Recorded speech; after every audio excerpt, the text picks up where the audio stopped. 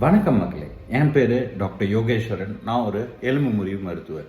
இன்னைக்கு நம்ம எதை பத்தி பார்க்க போறோம்னா, தமிழர்கள் ஒரு மூன்றாவது மொழியை கத்துக்கிறதால தமிழ் அழிஞ்சிடுமான்றத பத்தி தான் பேச போறோம்.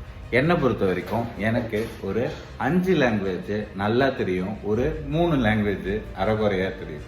அதுக்காக நான் தமிழ் பேசுறதோ இல்லை எனக்கு தமிழ் மேல இருக்க பற்றுலையோ கொஞ்சம் கூட எந்த ஒரு குறைச்சலான மாதிரி எனக்கு ஒன்றும் தெரியலை. ஒரு மூன்றாவது மொழி நம்ம கத்துக்கிறதால நமக்கு நம்மளோட மொழி ஒன்றும் விட்டு கொடுத்து போக போறது இல்லை. தமிழ் மொழியை பேசுற நம்ம தமிழ் மீது ஒரு பெரிய மரியாதையும் வெறியையும் வச்சுட்டு இருக்கோம். இந்த ஒரு வெறியை நம்மள தமிழை அழிய விடாம பார்த்துக்கொன்றது என்னோட தனிப்பட்ட கருத்து. இப்ப தமிழக அரசு இதை இந்தி திணிப்புன்னு சொல்லி இருக்கிறத நான் கொஞ்சம் கூட ஏத்துக்கல. தமிழ் மேல தமிழக அரசுக்கு உண்மையிலே பற்று இருந்துச்சுன்னா இப்ப 2 மொழி கொள்கைன்ற பேர்ல தமிழை படிக்காம தமிழோட மற்ற மொழி படிக்கும்போது ஈஸியா மதிப்பெண் எடுக்க முடியுன்றதுக்காக பிரெஞ்சு, ஹிந்தி, சான்ஸ்கிரிட், தெலுங்குன்னு எடுக்கிறவங்களாம் இருக்காங்க.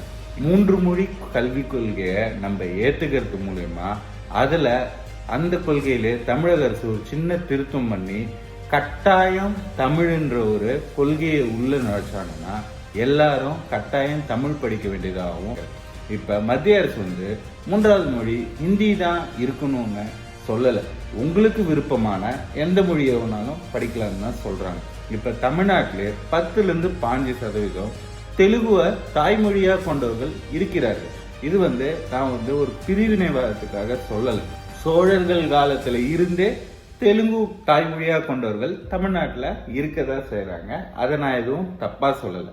இப்ப அவங்களுக்குமே அவங்களோட தாய்மொழியை கத்துக்கிறதுக்கு இது ஒரு வாய்ப்பா தான் அமையும். ஏன் இப்ப தமிழக முதல்வரா இருக்க ஸ்டாலினோட தாய்மொழியுமே தமிழ் கிடையாது. எனக்கு தெரிஞ்ச வரைக்கும் தெலுங்கு தான். தவறா இருந்தா மன்னிச்சுக்கோங்க.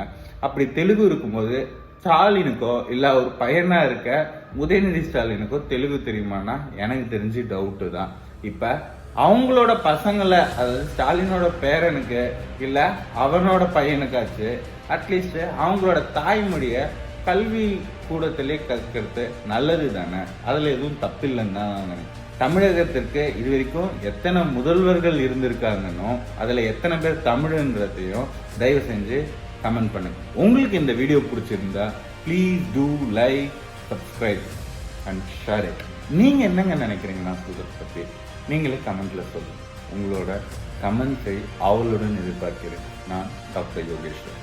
நன்றி, வணக்கம்.